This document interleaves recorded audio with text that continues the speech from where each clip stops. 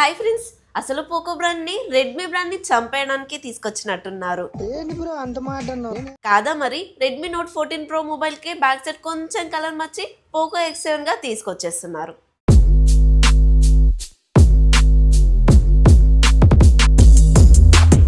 Hi hello friends, welcome to our channel Priyanka tech news. ఈ రోజు ఈ వీడియోలో వచ్చేసి మనం పోకో X7 మొబైల్ యొక్క పూర్తి స్పెసిఫికేషన్ గురించి మాట్లాడుకుందాం. అలాగే రెడ్మీకి వీళ్ళు ఎంత అన్యాయం చేస్తున్నారో కూడా మాట్లాడుకుందాం. మామూలుగా రీబ్రాండెడ్ అంటే వేరే దేశాలతో ఒక పేరుతో తీసుకొచ్చిన మొబైల్ ని ఇక్కడ వేరే పేరుతో తీసుకొచ్చేదాన్ని రీబ్రాండెడ్ అంటారు. కానీ పోకో వాళ్ళు మాత్రం రెడ్మీలో వచ్చిన మొబైల్ ని సింపుల్ గా ఎలాంటి కష్టము చేయకుండా పేరు మార్చి జస్ట్ వీళ్ళ బ్రాండ్ లోకి షిఫ్ట్ చేసేసుకున్నారు. సర్లేండి, వీళ్ళు ఎలాగో షియోమి, పోకో, రెడ్మీ ఈ మూడు కూడా ఒకే గుటికి చెందినవి కాబట్టి ఇలా కాపీ చేసుకున్నా కూడా పెద్దగా ప్రాబ్లం ఏమి ఉండదు లీగల్. మొబైల్ కి సంబంధించిన స్పెసిఫికేషన్స్ అయితే ఈ విధంగా ఉన్నాయి. 6.67 inches AMOLED display, 128 refresh rate, 1.5K resolution, Dimensity 7300 ultra processor, 50 MP back side main camera, 5110 mAh battery, 45 watt power charging అయితే సపోర్ట్ చేస్తుంది. ఈ మొబైల్ కి సంబంధించిన మిగతా విషయాలు తెలుసుకునే ముందు మన ఛానల్ ని కొత్త ఎవరైనా చూస్తున్నట్లయితే ప్లీజ్ సబ్స్క్రైబ్ చేసుకోండి అండ్ లైక్ కూడా చేయండి, మీకు జెన్యూన్ అనిపిస్తాయి. నిజం ఇంకా బిల్డ్ క్వాలిటీ చూసుకున్నట్లయితే ఫ్రంట్ వచ్చేసి కర్వ్డ్ డిస్ప్లే, అది కూడా గొరిల్లా గ్లాస్ విక్టర్స్ 2 గ్లాస్ ప్రొటెక్షన్ తో వస్తుంది. బ్యాక్ చుట్టూ ఫ్రేమ్ అంతా కూడా ప్లాస్టిక్ ఫినిషింగ్ అయితే ఉంటుంది. ఇక camera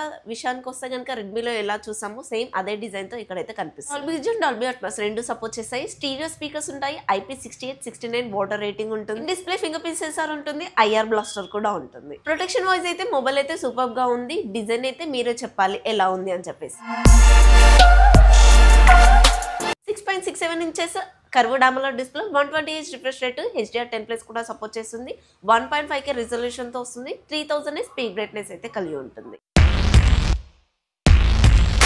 Dimensity 7300 ultra processor, 4 nanometre మీద బిల్డ్ అవుతుంది. UFS 2.2 మెమరీ టెక్నాలజీ ఉంటుంది. Android 15 మీద రన్ అవుతుంది. 2+ years అప్డేట్స్ అయితే ఇస్తారు అండ్ AI ఫీచర్స్ కూడా ఉన్నాయి. గేమింగ్ కి ఈ ప్రాసెసర్ బాగుంటుంది, కానీ కర్వ్డ్ డిస్ప్లే కాబట్టి గేమ్ ఆడే వాళ్ళకి, పబ్జీ లాంటి గేమ్ ఆడే వాళ్ళకైతే కొంచెం ఇబ్బంది అవుతుంది. ప్రాసెసర్ లో కూడా పెద్దగా తేడా ఏం లేదు, మొత్తం అవే తీసుకొచ్చేసారు. AI ఫీచర్స్ కూడా రెడ్మీలో ఏవి ఇచ్చారో ఇందులోనూ అవే ఇస్తున్నారు.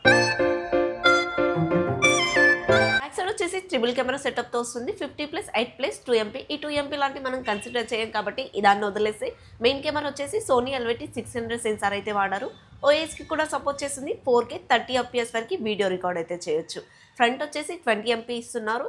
ఇది 1080 60 FPS వరకు వీడియో రికార్డ్ చేయొచ్చు. కెమెరా వచ్చేసి 8 MP, ఇది అల్ట్రా వైడ్ గా ఉంది అండ్ మ్యాక్రోగా కూడా దీన్ని యూజ్ చేసుకోవచ్చు. కెమెరా విషయానికి వస్తే ఒప్పో ఫోన్స్ లాగా అయితే పర్ఫార్మెన్స్ చేయదు, న్యాచురల్ గా వస్తాయి ఫోటోస్. మీరు స్నాప్చాట్ వాడుకుంటా అంటే కనుక ఎటువంటి డిఫరెన్స్ ఉండదు, ఎందుకంటే అన్ని మొబైల్లోనూ స్నాప్చాట్ ఒకే విధంగా వస్తుంది కాబట్టి. స్నాప్చాట్ లో దిగకుండా నార్మల్ గానే దిగుతాను అంటే కనుక దీంట్లో నుంచి వచ్చిన ఫోటోస్ మీకు అంతగా నచ్చకపోతుండొచ్చు. బట్ కెమెరా క్వాలిటీ మాత్రం నార్మల్ గా ఉంటుంది, మరీ చీప్ గా అయితే ఉండదు. ఎందుకు ఈ మాట అంటున్నానంటే పోకో వాళ్ళు ఎప్పటి నుంచో ఇలాగే కంటిన్యూ చేస్తున్నారు. కెమెరాస్ వాళ్ళైతే ఇంకా ఇంప్రూవ్ చేయలేదు కాబట్టి.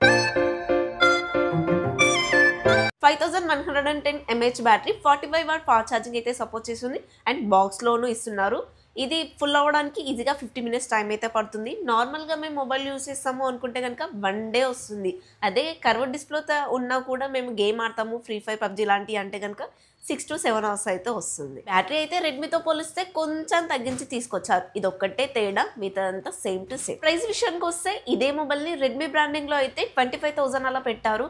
అదే పోకో విషయానికి వస్తే కనుక 3,000 తగ్గించి 22,000 కల్లా వస్తుంది. ఇది నా ఎక్స్పెక్టేషన్ మాత్రమే అండి. ఇంతకన్నా ప్రైస్ ఎక్కువైతే మాత్రం పోకోలో తీసుకోవడం కన్నా రెడ్మీ తీసుకోవడమే బెటర్ ఏమో అనుకుంటున్నాను.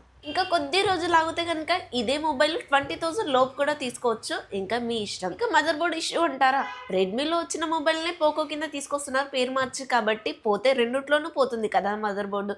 ఆ మహానుభావాలను మాత్రం మనం ఏం చేయలేము, వారిని వదిలేయాలి అంతే. ఇంకా ఈ మొబైల్ స్పెసిఫికేషన్ చూసిన తర్వాత మీకు ఎలా అనిపించిందో కమెంట్ లో చెప్పండి. నాకైతే విక్టర్స్ 2 glass protection, IP68, 69 water rating, major గా ఈ రెండు స్పెసిఫికేషన్ చూసి అయితే బెటర్ గానే అనిపించింది. ఓకే ఫ్రెండ్స్, ఈ వీడియోకి అయితే ఇంతే. ఈ వీడియో కనుక మీకు నచ్చినట్లయితే ప్లీజ్ లైక్ చేయండి, మన ఛానల్ సబ్స్క్రైబ్ చేసుకోండి. మన ఛానల్ నుంచి వచ్చే వీడియోస్ అన్ని జెన్యూన్ అనిపిస్తే కనుక ప్లీజ్ సబ్స్క్రైబ్ చేసుకోవడం అయితే మర్చిపోద్దు. బెల్ ఐకాన్ ఆన్ చేసుకోవడం అరీ మర్చిపోద్దు.